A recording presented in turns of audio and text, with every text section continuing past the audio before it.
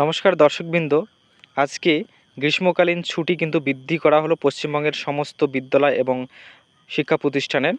তো দেখতে পাচ্ছেন আজ 13 তারিখ, directorate of school education West Bengal, এই যে 13 তারিখ আজকে এই নোটিশটি প্রকাশ করা হয়েছে, যেখানে বলা হয়েছে এক্সটেন্ডেশন অফ সামার ভ্যাকেশন, অর্থাৎ সামার ভ্যাকেশনের যে ছুটি ছিল সেই ছুটি কিন্তু বৃদ্ধি করা হলো।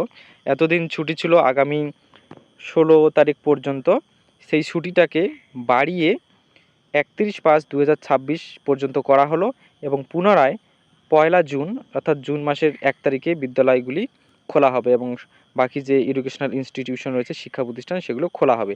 শুধুমাত্র পাহাড়ি অঞ্চলের মধ্যে, হিল এরিয়ার মধ্যে যে স্কুল বা ইনস্টিটিউটগুলি রয়েছে সেগুলো কিন্তু এই বর্ধিত ছুটি পাবে না। বাকি সমস্ত শিক্ষা প্রতিষ্ঠানগুলো এই ছুটির আওতায় পড়বে।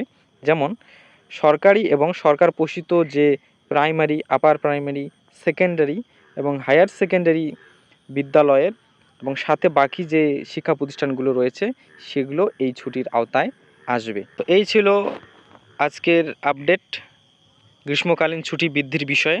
ভিডিওটি ভালো লাগলে অবশ্যই চ্যানেলটিকে সাবস্ক্রাইব করে পাশে থাকবেন এবং এরকম নিত্য নতুন আপডেট পেতে আমাদের চ্যানেলটিকে সাবস্ক্রাইব করে রাখবেন।